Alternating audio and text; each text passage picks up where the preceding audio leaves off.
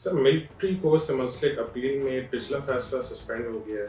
मौजूदा हालात में आप इस डिसीजन को किस नज़र से देख रहे हैं? देखिए, ये जो आज सुप्रीम कोर्ट में फ़ैसला मुअत्तल किया गया, जो पहले फ़ैसला आया था कि सिविलियंस का ट्रायल फ़ौजी अदालतों में नहीं हो सकता, उसको कलअदम करार दे दिया गया था। अब वो फ़ैसला मुअत्तल हो गया है। अब इसमें इशू ये है कि ये सारा मसला एक सियासी शक्ल इख्तियार कर चुका है।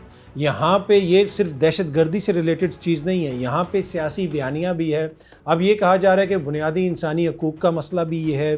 जिस तरीके से एक सियासी जमात के कारकुनों को आप दहशतगर्दों के साथ जोड़ रहे हैं या दहशतगर्दी के साथ जोड़ रहे हैं, वो भी एक इशू है। एक सियासी बयानिए के तहत कुछ लोग अपने सियासी मुखालफिन को दहशतगर्द साबित करने के ऊपर तुले हुए, तो ये इशू है। जब आप इतने सीरियस मसले को, क्या कोई शख्स इनकार कर सकता है कि पाकिस्तान में दहशतगर्दी का मसला है? सबको पता है कि मसला है। यहाँ पे सबको पता है कि किस तरीके से हमारे जवान शहादतें दे रहे हैं, हमारे इदारे जो है कुर्बानियाँ दे रहे हैं, तो इस मसले से डील करने की ज़रूरत है। लेकिन इसके साथ साथ ये भी फिर हमने देखा कि आपने अपने सियासी मुखालफिन को दहशतगर्दों की लिस्ट में डाल दिया। अगर कोई एहतजाज कर रहा है तो वो भी दहशतगर्द है, अगर कोई आपके ख़िलाफ़ बोल रहा है तो वो भी दहशतगर्द है। तो ये वो सारा मसला है जिसकी वजह से ये इस नहज पे चीज़ें पहुँची हैं। लेकिन जो अब फ़ैसला आया है जिसमें मुअत्तल किया गया है पिछले फ़ैसले को, ये हतमी फ़ैसला नहीं है। अभी तो आर्गूमेंट आपने देना है, मोअज़्ज़ज़ अदालत के सामने जाके अपने आर्गूमेंट्स रखने हैं, फिर उसके बाद मोअज़्ज़ज़ अदालत जो मुनासिब समझेगी उसके मुताबिक वो फ़ैसला देंगे। सर, सुप्रीम कोर्ट में ख़त-ओ-ख़िताबत का दौर भी वापस आ गया है।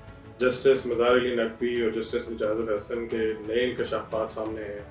क्या बेंच फिक्सिंग का मामला अभी ख़त्म नहीं हो पाएगा? देखिए, ये बड़ी बदकिस्मती है कि अब दोबारा हम देख रहे हैं कि जज साहिबान के ख़त आ रहे हैं। माजी में ये पहली दफ़ा जब हमने नोट करना शुरू किया, मीडिया में रिपोर्ट होना शुरू हुआ कि उस वक्त जब जस्टिस उमर अता बंदयाल साहब चीफ़ जस्टिस थे, तो जस्टिस काजी फ़ाइज़ ईसा साहब के ख़त आते होते थे। पता चलता था कि उन्होंने ख़त लिखा है और वो ख़त मीडिया को किसी तरीके से लीक भी हो जाते थे।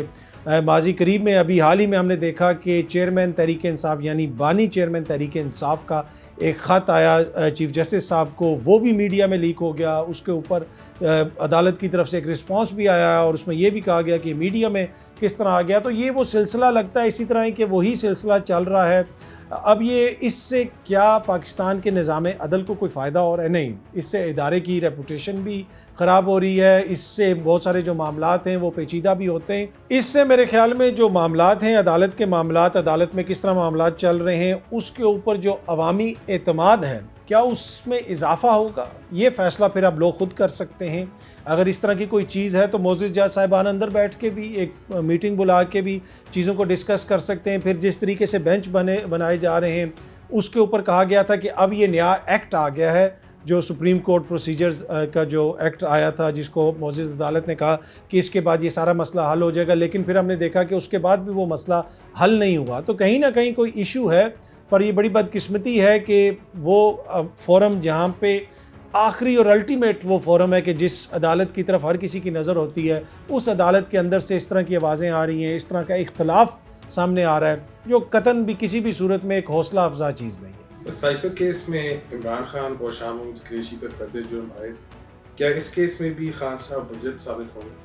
जल्दी तो बड़ी लग रही है कि खान साहब को मुजरिम साबित करने की। जिस तरीके से ट्रायल पहले चलाया गया और फिर एक और इसमें जो चीज़ हम देख रहे हैं कि जेल में ओपन ट्रायल हो रहा है।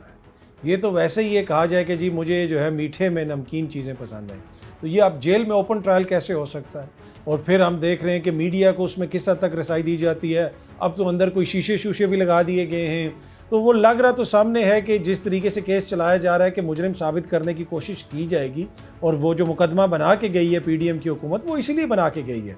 लेकिन ये वही साइफर है जिसका कोई वजूद नहीं था, ये वही साइफर है जो बिल्कुल झूठ था, ये वही साइफर है जो कागज़ का टुकड़ा था। अब अचानक ये जो साइफर है ये इतना बड़ा कौमी सलामती का इशू बन गया। ये एक सियासी मुकदमा है, इसकी और कोई इसकी अहमियत नहीं है। ये मुकदमे भी उसी तरह हवा में उड़ेंगे और इसी तरह खान साहब को इंसाफ मिलेगा जिस तरह आजकल आप मियाँ साहब के मुकदमे देख रहे हैं। ऑल दो कि मियाँ साहब के मुकदमे में फिर भी कोई वहाँ पे गुंजाइश थी, कोई चीज़ें थी। एवन फील्ड में मियाँ साहब माशाल्लाह अभी 4 साल रह के आ रहे हैं उन फ्लैट्स में, बाइज़्ज़त बरी हो गए हैं, बाकी भी चीज़ें हैं। तो ये मेरे ख्याल में जब पाकिस्तान में वक्त चेंज होता है तो सब कुछ चेंज हो जाता है। जब वक्त चेंज होगा तो आप देखेंगे कि इन मुकदमात में, चाहे वो तोशा खाना वाला मुकदमा हो और ये जो साइफर वाला मुकदमा हो, मेरे ख्याल में ये पाकिस्तान की सियासी तारीख के जो बकरी चोरी, भैंस चोरी के मुकदमात हैं, ये उसी किस्म के मुकदमात हैं, लेकिन इनके नाम थोड़े मोतबर हैं।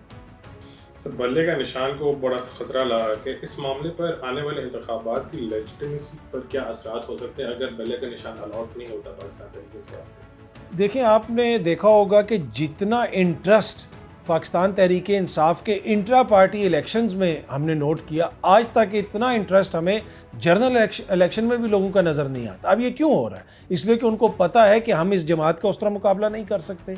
हम इलेक्शंस में जाएंगे तो बल्ले का निशान जो होगा उसके आगे हमारा टिकना मुश्किल हो जाएगा। तो अब ख्वाहिश ये है कि किसी तरीके से बल्ले का निशान ले लिया जाए। वैसे मैं ज़ाती तौर पर समझता हूँ कि आज कल के दौर में जो फ़्लो ऑफ इंफॉर्मेशन है उसमें बल्ले का निशान वो लेके बतख का निशान दे दें तो अगले 24 घंटे में सबको पता होगा कि बतख जो है उसके ऊपर मोहर लगानी है, जिसने बतख को मोहर लगानी है, जिसने शेर के ऊपर मोहर लगानी है वो शेर पे लगाएगा, जिसने तीर पे लगानी है वो तीर पे लगाएगा। लेकिन पाकिस्तान में हमेशा होता ये है कि हर इंतखाबात के बाद पता चलता है कि ये इंतखाबात मुतनाज़ हैं, लेकिन ये वाहिद इंतखाबात हैं जो होने से पहले ही इतने ज़्यादा मुतनाज़ा हो गए। और अब अगर पार्टी पे पाबंदी लगती है या बल्ले का निशान लिया जाता है तो मेरे ख्याल में ये एक जो है फ्रिवलेस किस्म की एक्सरसाइज होगी। इसको बामानी इंतखाबात आप करार नहीं दे सकते। सर, बिलावल भुट्टो 16 महीने एक मखलूत हुकूमत का हिस्सा रहे, यकदम नवाज शरीफ पर ताबड़तोड़ लफ्ज़ी वार किया जा रहे हैं, आखिर ऐसा क्यों? देखिए, एक तो बिलावल साहब अपना सियासी बयानियाँ बनाने की कोशिश कर रहे हैं, पर बिलावल साहब के साथ जो जुल्म हो रहा है, जुल्म ये हो रहा है कि वो मियाँ साहब को सुबह से शाम तक तनकीद का निशाना बनाते हैं और एक हफ़्ते के बाद जरदारी साहब एक इंटरव्यू देते हैं, कहते हैं नहीं यार इसको तो पता ही नहीं, इसने तो मियाँ साहब का नाम ही नहीं लिया, वो तो लाडला तो कोई और है, वो तो इमरान खान है। तो बिलावल साहब मियाँ साहब के ऊपर तनकीद करने से पहले मेरे ख्याल में अपने वालिद साहब से थोड़ा सा मशवरा कर लें, उनको बता दें कि किस पे तनकीद करनी है या किस पे नहीं करनी। जो हालिया 1-2 इंटरव्यू दिए हैं जरदारी साहब ने, मेरे ख्याल में वो बिलावल साहब के साथ कोई ज़्यादा उन्होंने इंसाफ नहीं किया। बिलावल साहब को जिस तरीके से उन्होंने पोर्ट्रे करने की कोशिश की कि वो बच्चा है, उसको नहीं पता, उसने इसका नाम नहीं लिया, नहीं, बिलावल साहब को बिल्कुल पता है। वो अपनी सियासत को आगे लेके जाना चाहते हैं, वो जरदारी साहब के शैडो से निकलना चाहते हैं। मेरे ख्याल में अब जरदारी साहब को भी थोड़ी सी गुंजाइश निकालनी पड़ेगी और बिलावल को सियासत करने देनी पड़ेगी।